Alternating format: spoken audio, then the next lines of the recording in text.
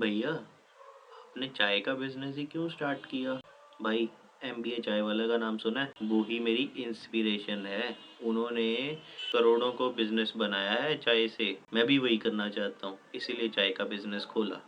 कितना टाइम हो गया बाय द वे आपको ये वाला बिजनेस खोले हुए? भाई 2 साल हो गए। बन गए 1 करोड़।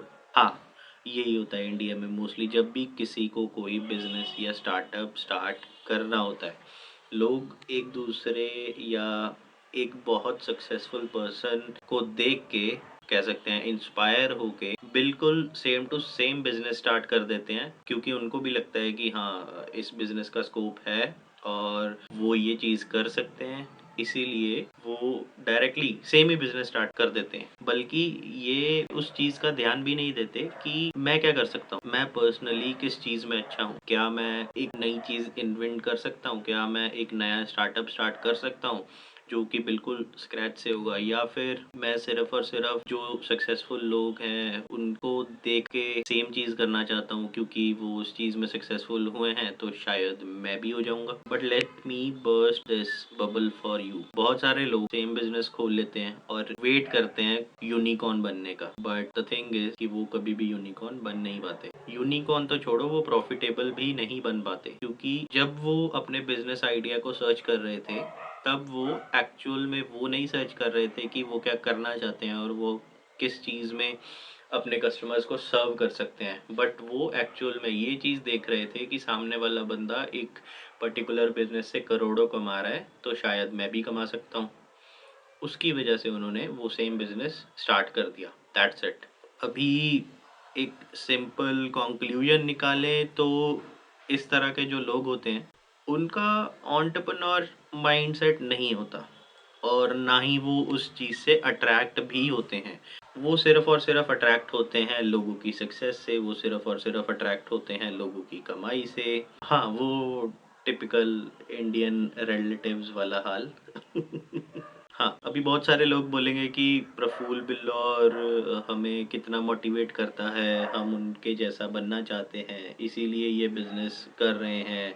चाय का business we started because of him. भाई आई नो प्रफुल्ल बहुत मोटिवेट करते हैं एंड उन्होंने बहुत बार एग्जाम्पल्स के तौर से कहा भी होगा टू स्टार्ट अ चाय बिजनेस, बट अगर आप उनके इंटरव्यूज ध्यान से देखेंगे तो they are focusing more on the mindset part. वो डायरेक्टली ये नहीं कह रहे कि हाँ ये स्टार्ट कर दो आपको पैसा बनना स्टार्ट हो जाएगा। वो माइंडसेट की तो और जा रहे हैं कि खुद का कुछ करके देखो ना यार, सब कुछ होगा। कि पहले अपना माइंडसेट बनाओ, देखो कि आपको क्या अच्छा लगता है, किस चीज़ में आप कुछ कर सकते हो या कुछ करना चाहते हो। वो ये नहीं कहते कि बिना सोचे समझे किसी भी बिजनेस में घुस जाओ और करोड़पति बनने का वेट करो। वो अपनी जगह पर आपको सही ही गाइड कर रहे हैं, आप ही ओवर मोटिवेट हो गए हैं।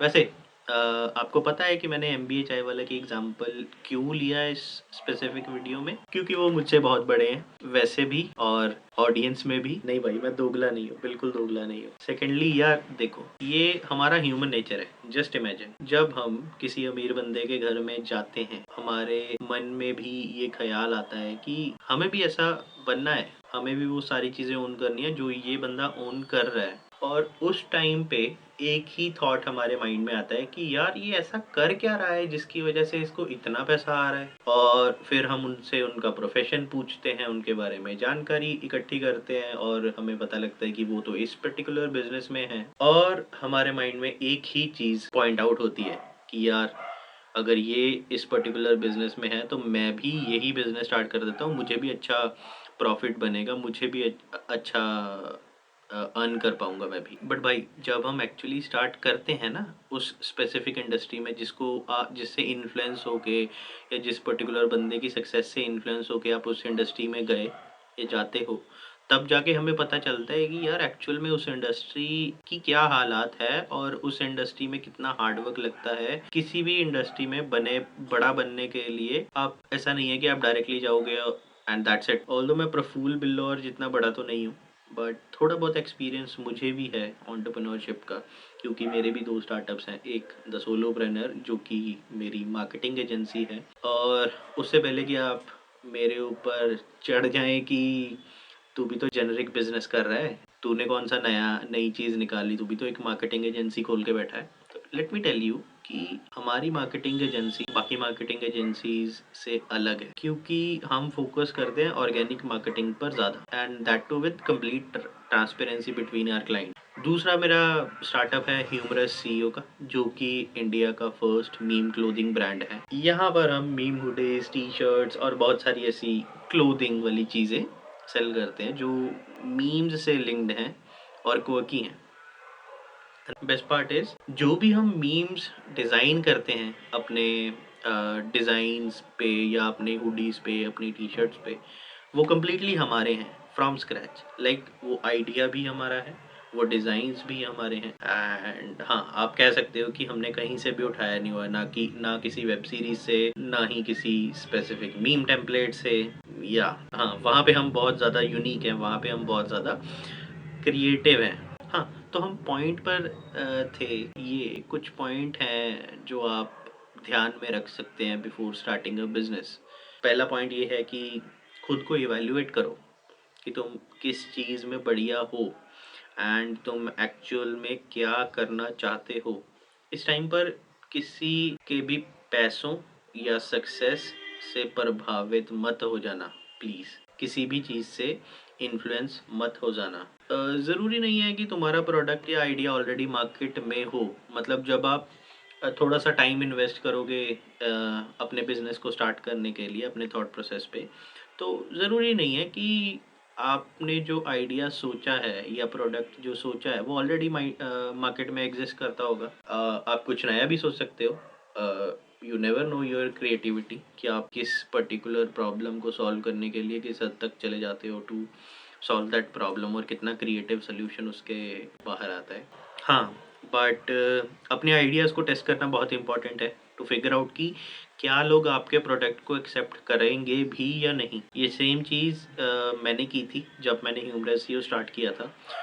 मैं बताता हूँ मैंने क्या किया था। जैसे पहली बात तो, इस तरह का जो आइडिया है मीम से, क्लोथिंग से, ये नहीं है मार्केट में ये चीज़ें, और अगर हैं भी तो उनकी क्वालिटी अच्छी नहीं है और वो सारे कॉपीड आइडियाज़ हैं। तो क्वालिटी वाले पॉइंट ऑफ व्यू से अगर हम ध्यान दें तो वो सारी चीज़ें तो हम ध्यान में रखते ही हैं, बट जहाँ बात आती है डिज़ाइंस की कि हमारे कस्टमर्स को किस तरह के डिज़ाइंस पसंद आएंगे, तो मैं क्या करता हूँ स्पेसिफिकली उसके लिए, मैं उस पर्टिकुलर डिज़ाइन को एक टेक्सचुअल फॉर्म में बना के लिंक्डइन पे पोस्ट कर देता हूँ। मेरी ह्यूमरस सीईओ के पॉइंट ऑफ व्यू से देखें तो मेरी जो मेजर ऑडियंस है वो है फ्रीलांसर्स, मार्केटिंग इंडस्ट्री में वर्क करने वाले। तो LinkedIn is a best match, वहाँ पे मुझे उस तरह की ऑडियंस मिल सकती है, और वहाँ पे एक अच्छी फॉलोइंग है भी मेरी प्रोफाइल की। अगर आपने नहीं चेकआउट किया, नहीं फॉलो करते मुझे, तो आप मुझे फॉलो कर सकते हो। पुष्कर मेहता सर्च कर देना, वहाँ पे आ जाएगा। तो या तो वहाँ पे मैं पोस्ट कर देता हूँ वो आइडिया, वो डिज़ाइन टेक्सचुअल फॉर्म में, और उस पे किस तरह की इंगेजमेंट आती है, किस तरह के कमेंट्स आते हैं, किस तरह का थॉट लोगों के माइंड में आता है उस पर्टिकुलर आइडिया को लेके, उसके बेसिस पे आई फाइनलाइज कि क्या मुझे वो चीज़ करनी चाहिए या नहीं, या फिर क्या मुझे वो डिज़ाइन अपने ह्यूमरस सीईओ के डिज़ाइंस में इंक्लूड करना चाहिए या नहीं। तो उस पॉइंट ऑफ व्यू से हमें एक बहुत अच्छी क्लैरिटी मिल जाती है कि हाँ, we can do something, we can make this possible. बस यही था। ध्यान में रखना, काफ़ी हेल्पफुल हो सकती है ये बातें।